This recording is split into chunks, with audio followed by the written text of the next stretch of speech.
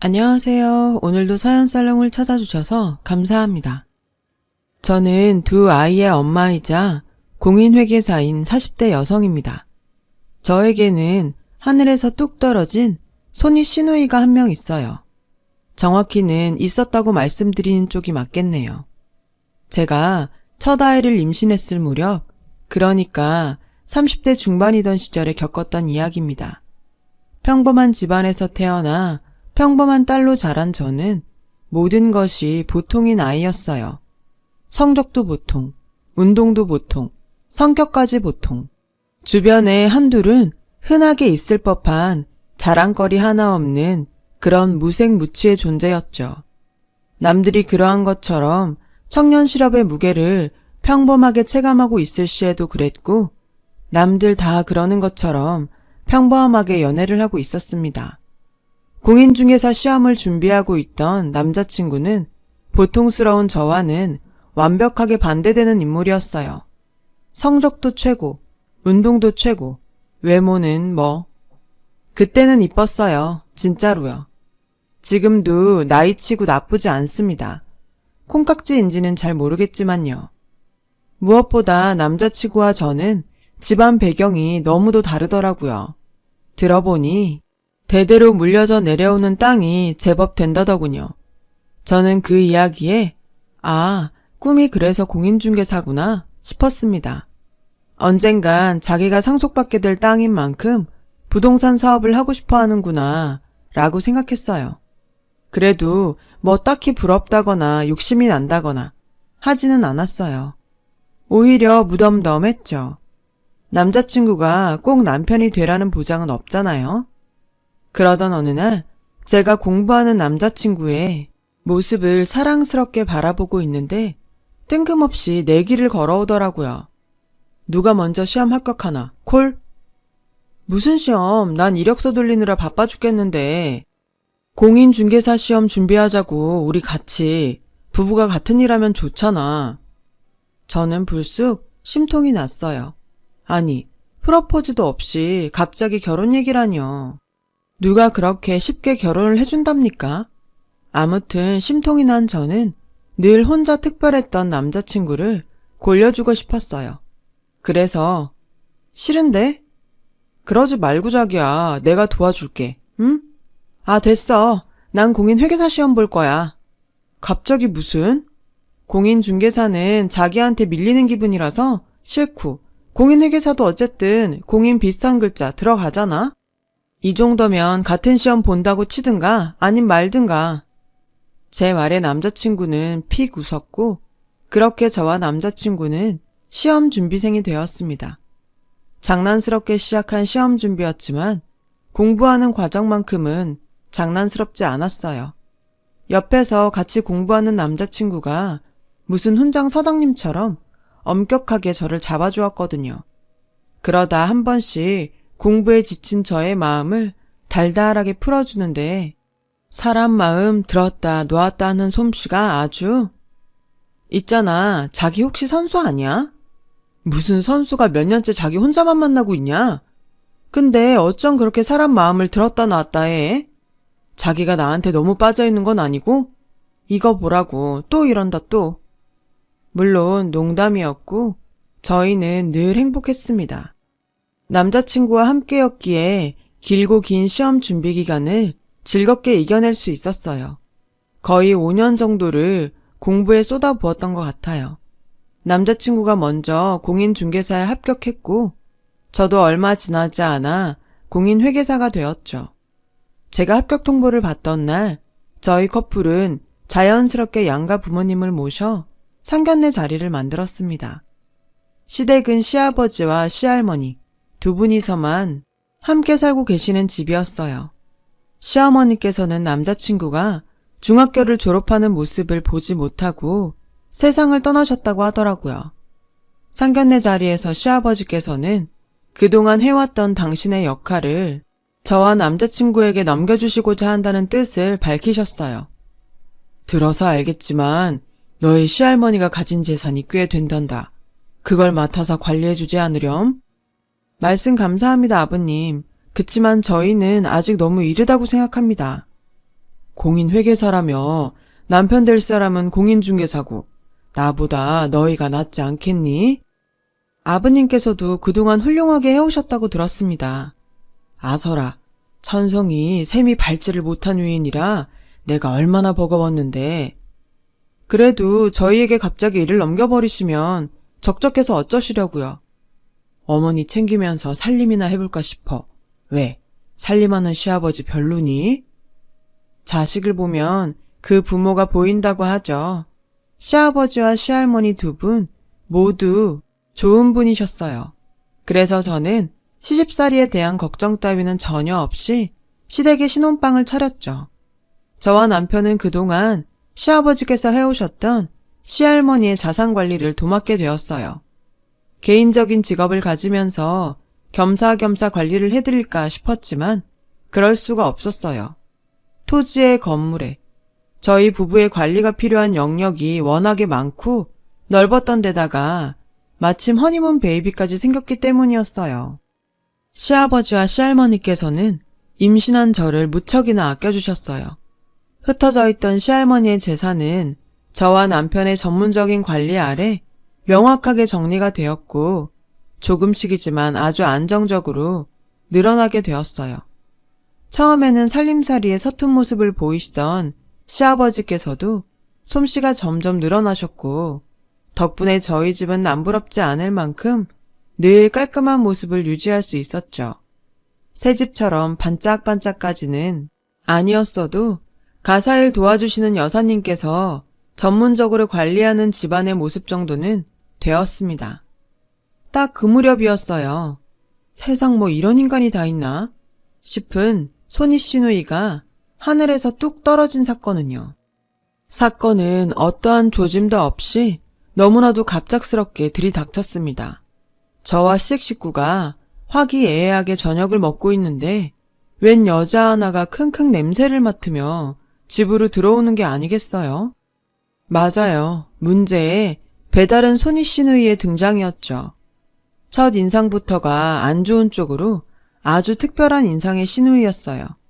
아니 글쎄 본인의 존재도 모르고 살아온 가족 앞에 나서면서 인사 한마디, 소개 한마디 없이 대뜸 이러더라고요.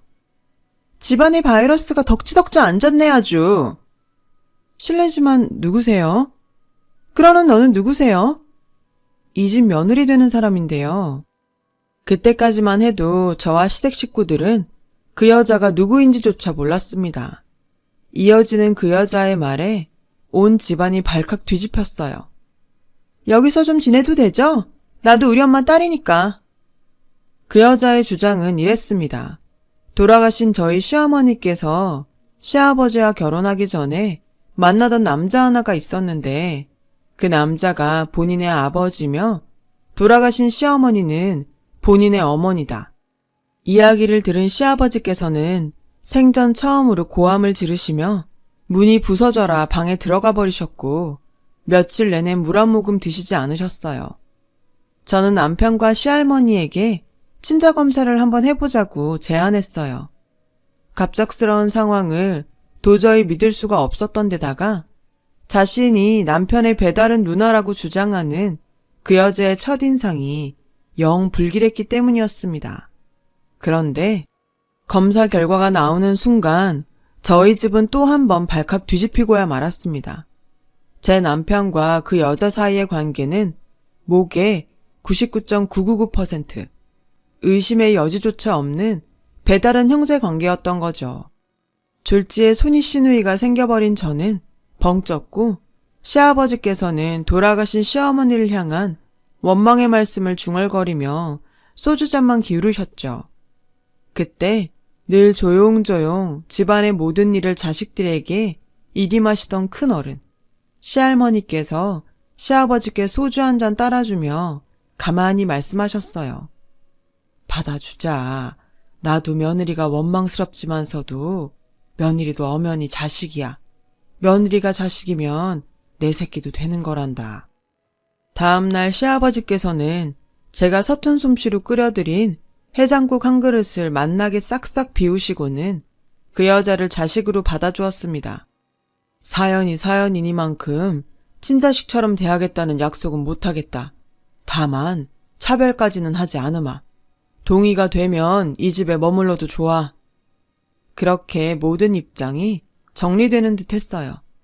집안 어른들의 뜻에 따라 남편은 배다른 누나의 존재를 인정했고 저 또한 배다른 손이 시누이로 받아들였죠. 배다른 시누이를 정말 편견 하나 없이 아주 잘 대해 주었어요. 그러나 저희 식구들은 시누이와 결코 하나가 될 수 없었어요. 짐을 챙겨 저희 집으로 들어온 바로 그 순간부터 시누이의 거북한 행동이 시작되었거든요. 시누이는 아주 극단적인 결벽증 환자였어요. 그녀가 집에 있는 한 저희는 식탁에 된장, 고추장 같은 발효 음식이 올라오는 일은 상상조차 하지 못했죠. 시누이가 썩은 음식, 병균이 가득해서 손조차 대어서는 안 되는 흉물 취급을 했으니까요. 그냥 꺼려하는 정도가 아니라 접시째로 음식물 쓰레기통에 처박아 버리고는 살갗이 벗겨지겠다 싶을 정도로 손을 박박 씻어댔어요. 식탁에 있던 식기들까지 갖다 버리는 것은 덤이었고요.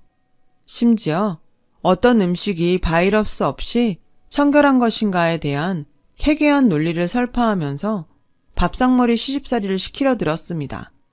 아랫사람인 제가 들어도 기분 나쁠 시집살이인데 그것을 당하는 당사자는 시아버지였어요. 업신여김을 당하는 시아버지의 모습을 저는 참을 수가 없었어요.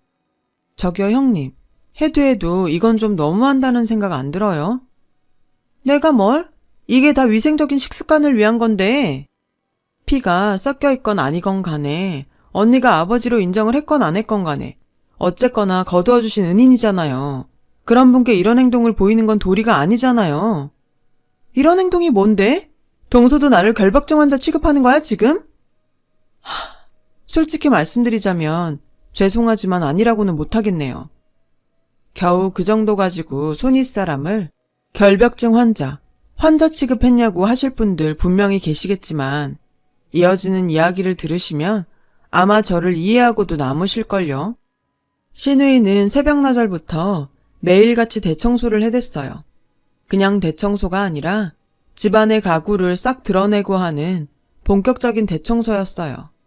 아주 독한 화학약품 냄새가 풍기는 청소용 약품을 온 집안에 뿌려가며 거의 신축 건물 입주 청소 수준으로 해댔습니다. 그 청소가 새벽나절부터 시작되었던 탓에 저와 시댁 식구들은 잠을 설치기 일쑤였어요.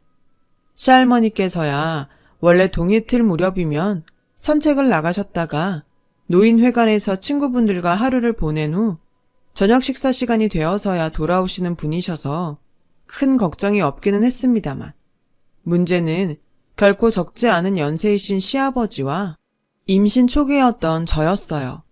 저와 시아버지는 하루하루 지쳐갔어요. 청소가 끝난 다음에 낮잠이라도 자면 되지 않느냐고요? 불가능한 일이었어요. 새벽나절부터 시작된 아침 대청소가 끝난 다음에는 점심 즈음부터 오후 청소가 시작되었으니까요. 그놈의 오후 청소 역시도 아침 청소와 똑같이 입주 청소 수준이었죠. 그러다 보니 한 달치 수도세가 거의 1년짜리 수도세만큼 나오더라고요. 기가 찼어요. 무엇보다 그 독한 청소약품 냄새가 임산부인 저로서는 도저히 가만히 있을 수가 없었어요. 그래서 날 잡고 한 소리 했죠. 저 임산부잖아요. 화학약품 냄새 해로운 거 모르세요? 해롭다니? 얼마나 청결한 향기인데. 그리고 너무 주제넘게 구는 거 아니야? 내가 네 남편 누나 되는데. 그래요. 저야 그렇다 치자고요. 근데 이건 해도 너무하잖아요. 뭐가? 시아버님 매일 속상해하세요. 당신 살림솜씨가 오죽 변변찮았으면 이렇게까지 하겠냐면서요. 변변찮긴 하더라. 더럽고 냄새나고. 아직 뭘 잘 모르나 본데 시아버님 살림에 재미 붙이셨어요. 집안에 시아버님 정성 닿지 않은 구석 하나 없는데 지금 그걸 무시하고 짓밟는 거라고요. 제발 적당히 좀 하세요. 적당히. 시누이는 제 말을 이해했는지 아님 무시를 하는 건지 대꾸 없이 돌아서더라고요. 그리고 바로 다음 날 문제의 사건이 터져버렸어요. 저와 남편이 업무차 하루 종일 집을 비운 동안 정신 나간 시누이가 시할머니와 시할아버지의 손때가 묻은 물건들을 모조리 가져다 버렸더라고요. 저와 남편은 그 사실을 시할머니와 시아버지께서 알게 되시기 전에 온 동네를 쏘다니며 물건들을 되찾아왔습니다. 그리고는 시누이에게 경고했어요. 한 번만 더 이런 일 벌리면 아무리 손윗 사람이셔도 가만 안 있을 겁니다. 그랬더니 시누이의 대답이 가관이었어요. 더러워서 그랬어, 더러워서. 바이러스가 득실득실 하더만. 바로 그 다음 날이었어요. 이번에는 다른 물건들을 싸그리 싹 버렸더라고요. 저희 가족들이 손주가 태어나면 보여주겠다면서 애지중지 모으고 관리해왔던 가족의 역사가 고스란히 담긴 물건들이었어요. 이유는 단 하나. 먼지와 손때가 많이 묻어 있어서 소름 돋는다. 이번에는 그 사실을 시아버지께서 먼저 알게 되셨고 저와 남편이 쓰레기 집화장까지 수소문해 보았지만 물건들을 찾을 수는 없었어요. 당연히 가족들은 분노했고 제가 총대를 메고 시누이의 앞으로 나섰어요. 시누이의 짐들을 그녀 앞에 내팽개치며 쏘아붙였습니다. 나가세요. 우리는 당신 같은 가족 둔 적 없어요. 시누이는 저희 남편과 시아버지에게 구원의 눈빛을 보냈지만 단호한 시선만 돌려받을 뿐이었어요. 잠시 이도저도 못하던 시누이는 뜻밖의 말을 꺼냈습니다. 임산부 이렇게 내쫓으면 벌 받는데. 남편과 시아버지의 얼굴에 망설이는 기색이 스쳐갔습니다. 그러자 시누이는 이거다 싶었는지 감추어두었던 여우기질을 드러내며 두 남자를 구스르기 시작했어요. 임신 우울증으로 인해 저지른 실수라느니 뭐라느니 말 같지도 않은 변명을 해가면서 자신의 행동을 정당화했어요. 남편과 시아버지께서는 그 말을 완전히 신뢰하지는 못하는 모습을 보이는 한편으로 배다른 식구를 받아주었을 만큼 천성이 너그럽고 유순한 사람들이었던 탓에 시누이의 변명에 어물쩍 속아주기 일쑤였어요. 시험을 준비하던 시절 저희 마음을 쥐락펴락하던 남편의 기질이 어쩌면 시어머니께 물려받은 것일지도 모르겠구나 싶었어요. 상황이 그렇게 되니 저는 이 가정을 지킬 사람은 나밖에 없다 라는 책임감이 아주 강하게 들더라고요. 시누이의 임신이 거짓이라고 믿었죠. 무엇보다 아무리 임신이라고 하더라도 그래서 우울증 때문에 물건들을 버린 실수를 했다고 100번 양보해서 눈 감고 넘어가 준다고 하더라도 극단적인 결벽증 행위는 임신으로는 도저히 설명이 되지를 않는 그런 거잖아요. 뻔하죠. 임신 핑계로 살살 구슬려가며 버티다가 출산할 즈음에서 유산했다. 한마디로 퉁치고 유산에 대한 책임을 핑계로 두 남자를 또 휘어잡으려는 속셈이라는 거. 물론 같은 여자와 임산부 입장에서 설마 임신을 무기로 삼을까 하는 의문이 있었던 것도 사실이에요. 그렇잖아요. 세상이 어느 세상인데 쉽사리 임신 공격이라니요. 확신이 필요했고 슬쩍 떠보았어요. 아이 아버지 되시는 분 집에 한번 모시고 오지 그러세요? 누구? 왜 놀라고 그러실까? 아이가 있는데 아버지가 없지는 않을 거잖아요. 그 순간 저는 늘 뻔뻔하던 시누이의 눈빛이 흔들리는 것을 포착했어요. 반쯤 확신한 저는 쐐기를 박았어요. 그쪽 집안 어른분들께서는 뭐라 그러세요? 결혼 허락은 받으신 거죠? 시누이는 제가 말을 마치기 무섭게 할 일이 생각났다면서 마당으로 뛰쳐나가더라고요. 쫓아가 보니 시누이가 장독대에 담긴 장들이 잘 익었나 살피고 있는 것이 아니겠습니까? 평소 더럽다는 이유로 근처에 가기조차 꺼려했으며 언제 갖다 버릴까 호시탐탐 제 눈치만 살피던 그 장독대와 장들을 말이죠. 마침내 확신한 저는 남편과 시아버지께 저의 모든 생각을 말씀드렸어요. 시누이가 임신을 핑계로 가족들을 쥐락펴락하는 것 같다고요. 하지만 남편과 시아버지께서는 쉽사리 믿지 못하는 눈치였어요. 그래요, 이해해요. 일반적인 사람의 보편적인 상식으로는 감히 상상조차 할 수 없는 미친 짓거리였으니까요. 가정을 지키기 위해서는 증거가 필요했죠. 시누이가 임신을 무기로 삼았다는 결정적인 증거 말이에요. 제가 시누이를 떠보았던 그날 이후로 그 여자는 저를 무척 경계했어요. 그래서 쉽사리 증거를 잡을 수는 없었습니다. 하지만 꼬리가 길면 언젠가는 반드시 잡히는 법이죠. 오래지 않아 저는 결코 부정할 수 없는 증거들을 잡아낼 수 있었어요. 증거를 잡아낸 저는 며칠을 잠자코 시누이를 지켜보았죠. 그 추악한 속내를 폭로하기에 적절한 때를 기다렸던 것이죠. 그렇게 얼마의 시간이 흐르고 그간 잠잠해진 저의 추적에 안도했는지 시누이가 역대급으로 거북한 말을 입에 올리고야 말았어요. 사람으로서는 도저히 해서는 안 되는 말이었어요. 할머니 말인데 노인네 냄새가 너무 심해. 머리카락 빠지는 것도 더럽고 왔다 갔다 각질 떨어지는 것도 역겨워. 그 말에 큰 충격을 받은 남편과 시아버지는 숟가락을 떨어뜨리셨고 저는 시누이를 불러냈어요.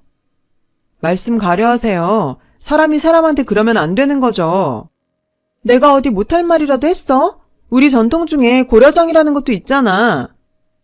그러니까 할머니를 내다 버리자는 말씀이네요, 지금.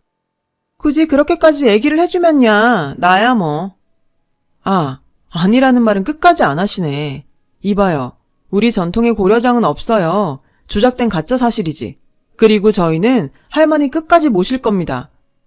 이게 어디서 겁도 없이? 내가 아무것도 모르는 줄 아나 진짜. 좋은 말로 할 때 얌전히 집에서 나갑시다. 예?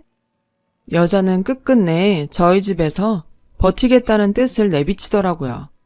그날 밤 때가 되었다 싶었던 저는 남편과 시아버지 앞에서 그 여자의 추악한 모습을 증명해내었어요. 저는 그동안 제가 포착해온 증거들을 펼쳐내며 임신 아니야, 확실해. 저 여자가 우리 가지고 노는 거라고 지금. 무슨 소리야.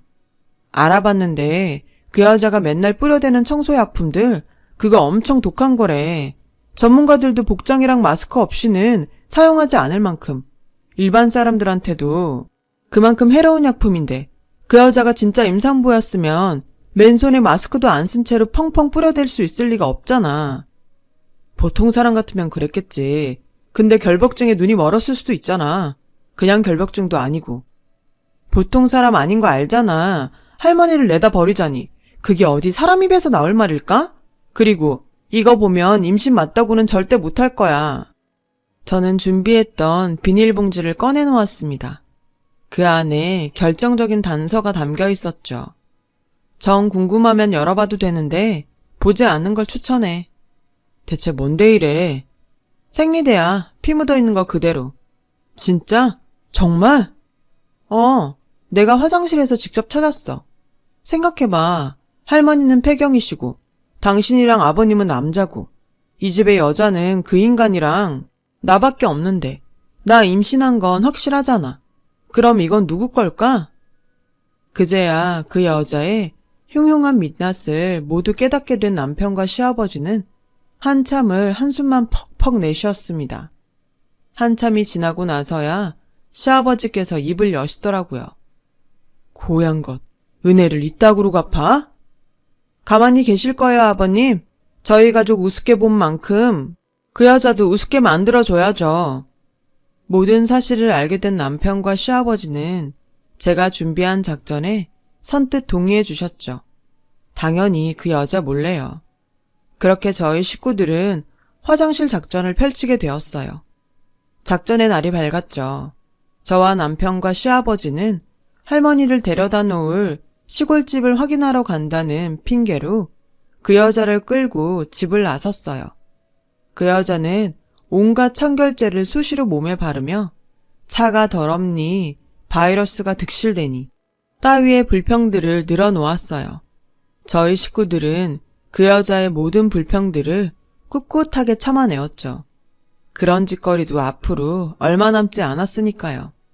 도착한 곳은 어느 지방의 시골집이었어요. 옛날에 지어진 그대로에다가 푸세식 화장실도 남아있는 오래된 집이었죠. 저는 그 집을 둘러보며 그 여자에게 말을 걸었어요. 여기 신도시 들어온대요. 땅값이 지금도 많이 올랐고 앞으로는 훨씬 많이 오를 거라고요. 그래? 아니, 얼마나 오르길래? 얘기해봤자 어차피 잘 모르실 거고 여기 근처 몇만 평 정도가 할머니 명이거든요. 근데, 응? 뭔데? 시할머니가 그러시는데 마침 저는 계획해왔던 그대로 여자를 이끌고 푸세식 화장실 앞으로 도착한 참이었어요. 잠시 말을 얼머부리며 그 여자의 안색을 살폈죠. 그 여자는 돈 얘기에 어찌나 눈이 멀었던지 푸세식 화장실이 가까워졌다는 사실과 냄새 따위는 안중에도 없더군요. 평소 같으면 질색팔색을 해가며 온갖 청결제들을 자신의 몸에 뿌려댔을 텐데요. 그러거나 말거나 저는 회심의 미소를 지으며 준비해갔던 시할머니 명의의 등기 권리증을 보란듯이 꺼내들었습니다. 시할머니가 그러시는데 며느리도 자식이고 며느리 자식이면 내 새끼도 되는 거라고. 그래서 이거나 주신다고 하셨어? 단 언니가 시할머니를 모시고 사는 조건으로요. 콜, 약속할게. 그래야지. 당연히 그래야지. 내가 우리 할머니를 얼마나 아끼고 사랑했는데. 신나서 방방 뛰는 그 여자의 모습이 어찌나 역겹던지 세상을 좀먹는 바이러스 그 자체였습니다. 저는 곧장 계획했던 무언가를 행동에 옮겼어요. 실수인 척 할머니 명의의 등기 권리증을 푸세식 화장실 안으로 떨어뜨렸어요. 그러자 건질 막대기 같은 건 없나 잠시 둘러보던 그 여자는 미련 없이 푸세식 화장실 그 변무더기 속으로 뛰어들어가는 게 아니겠어요? 저도 모르게 아! 하고 소리를 질렀어요. 그리고는 실소가 나오더군요. 돈이라는 것이 사람을 저렇게 멍청하게 만들기도 하는구나 싶었어요. 상식적으로는 굳이 뛰어들어갈 필요까지 없잖아요. 저도 진짜 놀래서 애 떨어질 뻔했네요. 등기 권리증이야 재발급받으면 되는 것을요. 아니, 어쩌면 그만큼 멍청한 속물이었기에 가능한 일이었을지도 모르겠어요. 제가 실소를 짓는 사이 그 여자는 변무더기를 싱글벙글 헤집어가며 등기 권리증을 집어들더라고요. 그러기 무섭게 신우이의 떨리는 목소리가 들려왔어요. 뭐야 이거? 이거 왜 뒷장이 다 빈종이야? 그랬어요. 제가 준비해간 등기 권리증은 표지만 복사해 놓은 가짜였어요. 두 번째 페이지부터는 그냥 빈종이에 불과했습니다. 그 여자가 그동안 저희 식구들에게 선사했던 역겨움을 고스란히 되돌려주기 위한 작전이었죠. 사실 이렇게까지 뛰어들 줄은 몰랐죠.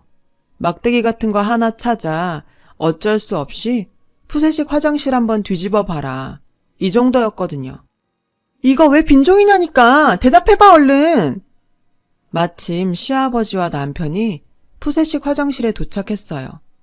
그 여자는 저를 향한 온갖 저주의 말을 퍼부으면서 남편과 시아버지께 빨리 꺼내달라고 애원하기 시작하더라고요. 하지만 시아버지와 남편은 미동조차 하지 않았어요. 한껏 분노한 눈빛을 그 여자에게 쏘아보냈을 뿐이었죠. 당연한 일인걸요. 임신한 사람한테 이러면 안 되는 거야. 똥똥 흘러서 죽으면 어쩌라고. 유산이라도 하면 어쩌라고. 꺼내줘 빨리. 그러니까 말이에요. 임신한 사람이 똥똥 오르면 어쩌려고 거기서 헤엄을 치고 있어요. 이봐요 아줌마. 우리 가족들이 그렇게 멍청해 보였어? 그 여자가 아무리 변무더기를 헤집으며 꺼내달라고 애원해봤자 남편과 시아버지는 눈 하나 깜짝하지 않았어요. 당신이 진짜 임신을 했더라면 감히 거기 뛰어들 생각은 하지도 못했겠지. 세상 어느 엄마가 그럴 수 있겠어? 그리고 돈이 참 좋기는 좋나 보다. 그놈의 어마어마한 결벽증까지 한 방에 치료해버리고. 네가 나야? 내가 임신인지 아닌지 어떻게 아냐고. 됐고 말 섞기도 싫으니까 하나만 물어볼게.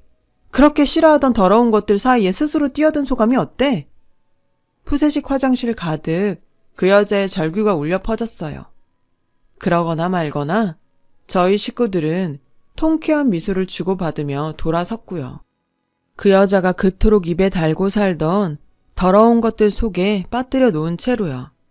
그날 이후로 저희 집은 그 여자가 뒤집어 놓기 전에 평화로운 모습으로 돌아왔어요.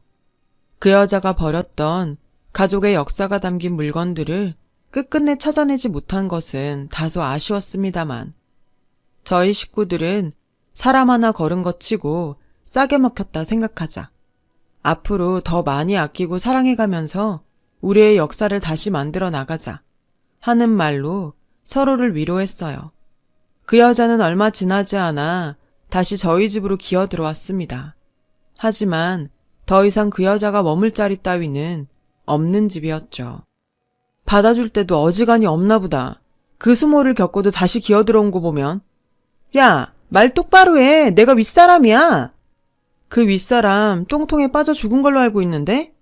그래서 어쩌라고? 나가라고? 난 네 시애미 딸인데? 저는 이를 바득바득 갈아대는 그 여자에게 대놓고 비꼬았죠. 그래, 딸이거나 말거나 계속 우리 가족일 수 있는 방법 하나 알려줄까? 정신병원 입원해서 치료받아. 그러면 받아줄지 말지 다시 한번 생각은 해줄게. 그게 싫다? 그럼 잘 가시고. 가는 길에 너 좋아하던 방향제 한번 뿌려주고 가면 고맙겠네. 누구한테서 썩은 똥내가 진동을 해서. 그 여자는 그 길로 집을 떠났고 다시는 돌아오지 않았어요. 저는 마침내 저희 집을 지켜내었죠. 더 이상은 자랑거리 없는 무색무취의 존재가 아니게 되었어요. 사람이 살면서 황당한 일을 겪는 것도 정도가 있는 것 같은데 세상엔 참 정말 드라마 같은 일들이 일어나네요. 제 가족, 제 식구 더 사랑하며 함께 잘 살아보겠습니다. 제 이야기를 들어주셔서 감사합니다. 들어주신 모든 분들 행복하세요. 여러분, 사연 댓글에 응원과 현명한 조언 부탁드려요. 좋아요와 구독은 저에게 큰 힘이 됩니다. 오늘도 좋은 일 가득하세요.